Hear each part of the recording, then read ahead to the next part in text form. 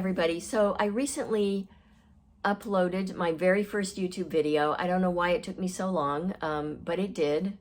But it's up there, and there will be many more to come. And in that video, I talked about why I think it's essential for us all to honor our creative impulses. And I work in the realm of writing, and so I write and I help other people write. But I don't care whether it's a book, whether it's a painting, whether it's music you want to write or perform or learn, whether it's dancing, it's all the same. It's your life force wanting to move up out of you. And I really think that when we stifle that and hold it down, it really harms us.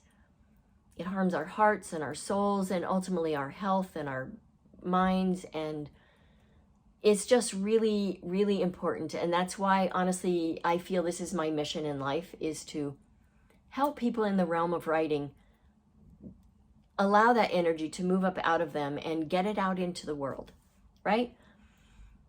So I referenced a blog post in that video, and in that blog post, I had 7 points that are just steps you can take to start to kind of restructure, shift the energy in your life to hopefully pave the way for a writing practice that will allow you to start and finish your book. All right, so what I want to do in this video is to go over those in a little more detail. All right, so the first one is to privilege your writing in your mind. So what do I mean by that? I mean that instead of telling yourself, oh, I will get to the writing before I get this, or before, wouldn't that be nice? That was a Freudian slip, and it was a good one, but it was a Freudian slip. What I meant to say was, instead of telling yourself, I will get to my writing after I finish everything else, tell yourself, I do have these responsibilities, these people, these duties I have to tend to, which could be family, job, whatever, and I'm going to do this. So by privileging it in our mind, by putting it equally alongside all those other things, we start to tell ourselves that it holds as much importance as these other things, because it does, right? And so by saying, I'm going to write either X amount of time this week, whether it's 30 minutes or 2 hours, or whether we say, I'm going to write 2 or 5 or 10 pages this week, all of that starts to send us a message that, okay, I'm going to put this on the same level as these things. Okay, so that's one step. Number 2 is to tell people. And I don't mean just anybody, because there are so many negative naysayers in the world who don't have what it takes to write a book, and they believe no one else can, although how many people have done it, right? And you could be one of them. But tell the people who care about you, who want to see you at your best, who have your well-being in mind. Tell those people and tell them what you need. If it's time, space, quiet, basically what you're asking them for is respect around this very important thing. Okay, so tell people and tell them what you need. Number 3, it's a little bit longer point, so I'll do my best to keep it short, is give it space. And so I mean give it space in 3 different ways. Give it space in your day. So I alluded to this in the first point. Give it space in your day. So I have my clients, when I work with people, I have them actually track their time for like a week or 2. And in 15-minute increments, keep track of how they're spending it. And oftentimes people are shocked. So, the obvious things are TV and movies. I love my movies, but I have to really watch myself. And social media, like I said, those things are pretty obvious. Another thing I've seen people struggle with is they have a friend or family member who just likes to call and shoot the shit on the phone, right? Well, while that can be helpful sometimes, like for us to be there for the people we care about and to hear what's bothering them, if it's a habitual thing, that is eating up precious time from your life. and from your ability to write. So that's what I mean by giving your writing space in your day. Clear out the clutter, make space in your day for you and your writing, okay? Give it space on your calendar. We have no problem setting appointments with doctors, hairdressers, dentists, for us, for our kids, appointments for our pets. And we do what we have to do to meet them. We arrange our days around them. We show up and we do what we need to do. So putting an appointment on the calendar to meet with ourselves to write is really powerful. And I think when we don't make those appointments the way we make the others, it's very telling, which I'm not a psychologist, I'm not going to get into, but it's very telling. And I hope that if this is something you try, you can follow through with it, because it's a really powerful way to show respect for ourselves and our creativity. The other is give it space in your home. All right, so not all of us has a writing room. Not all of us lives alone. I have 3 kids, they're all grown-ups, so I know what those days were like when I was trying to write, and they were small. It's damn near impossible. And it was very hard because I always felt like I was either neglecting them or my writing, and consistent, perpetual internal struggle. But I tried all the tricks, and I was able to get writing done. It wasn't easy, so I will give you that right now, is that I'm not saying any of this is easy. But some things you can do. The standard advice is get up before everyone else or stay up later than everyone else. And if you're thinking, oh my God, I'm already tired, I get it.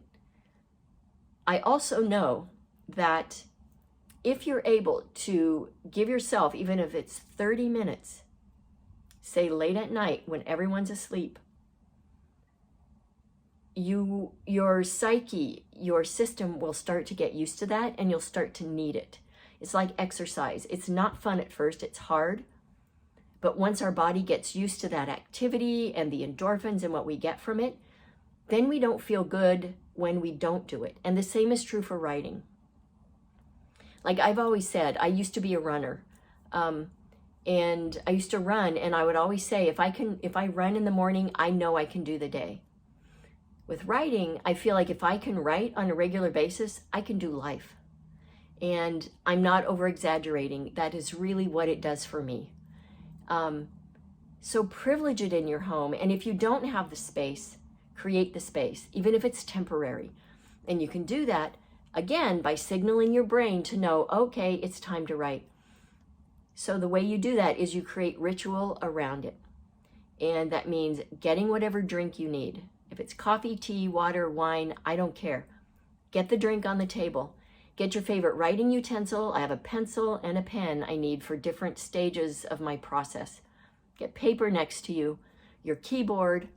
I'll do a future video on kind of how writing by hand and writing at the keyboard affects our brain and our writing differently. Whatever you need to do it, have it all there. Some people light a candle. What that does is it tells our brain, okay, we are kind of drawing a circle around this space, that we're making this a sacred space for this moment in time so that I can sit down and write. And eventually your brain will know when you start making the drink, when you get the writing utensils, the keyboard, light the candle, whatever it is you need to do, your brain will start to go, oh, it's time to write now. And you'll find that when you sit down, it will come faster and easier, okay? Because you've worn those grooves of recognition into your brain. It really works. All right, so that was number 3. Give it space in your day, on your calendar, in your home. Next one is get a new writer's notebook. So if you're a journaler, that's great. Keep doing that if that helps you in some way. But I'm talking about a separate writer's notebook that is only for your writing ideas. So this is how it works for me. If I'm out in the world, just doing my day, I might see something, hear something, smell something even that sparks something in me. It triggers an idea, and I don't mean trigger in a bad way. I mean, it sparks some creative idea in me.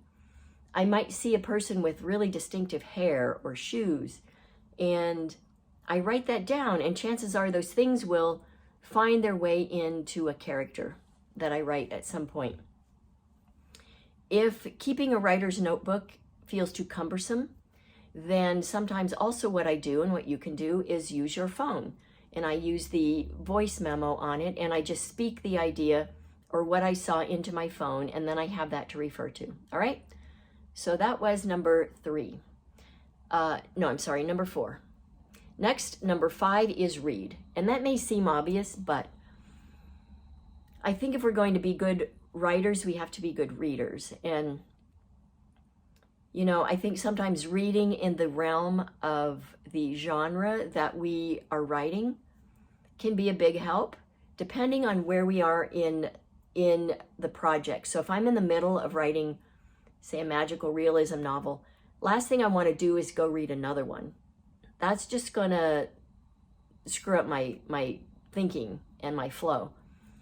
Maybe reading it beforehand, maybe writing a first draft, then reading and then revising, but probably not in the middle of a writing project. I think reading any fiction is helpful, and I will also make a video about that, why reading literature actually makes us better people. Reading nonfiction is great. Reading poetry, because poets are so skilled at capturing the essence of things, of creating feeling with the smallest amounts of words that really do a lot with a little, all right? And that's, as writers, that's a great skill to have. So read. That was number 5. Number 6 is view yourself as a writer. This is the hardest one, I think, for most of the people that I have met and worked with. And so I hear a lot of people say, oh, I really want to write this book, but I'm not a writer. And my response is, if you have the idea and the impulse to do it, you are a writer. You just haven't found that facet of you yet. You just haven't nurtured that part of yourself to help it come to life, right? So if it means telling yourself over and over, repeating, I'm a writer, until you believe it, then please do that. If it means writing sticky notes and putting them all over your house, then do that. Because I know this from working with students, from working with clients, that thinking can be changed. Because when we see ourselves do something that we have said we are not, there's the proof. The proof is there. You will never have the proof if you don't do it, if you don't start and do it, right? So view yourself as a writer, and it will be. Okay, the last one is, and it's sort of like encapsulates, is the big umbrella for all of them, and that is, know that it's a mind game. Whether it's that you have to learn craft, whether it's that you have to teach yourself that you are a writer, whether it's that you have to do whatever it takes to get a regular practice going, even if it's only one day a week that you write, that's a writing practice. If you do it one day, it's a practice. And you can call it that, and you can call yourself a writer. Knowing that it's a mind game will go a long way in helping you, because here's the cool thing. When we know it's a mind game, we know that we have control over it. We are in control of the way our minds work and the way our thoughts impact us. All right? So those are 7 points that I hope help you. I have many more that I'll share in upcoming videos, but those are 7 I wanted to share right now. Even if you try one of them, I think it will help. And then add on another and another. All right? So in the meanwhile, as always, I'm sending you mad writing mojo. Happy writing.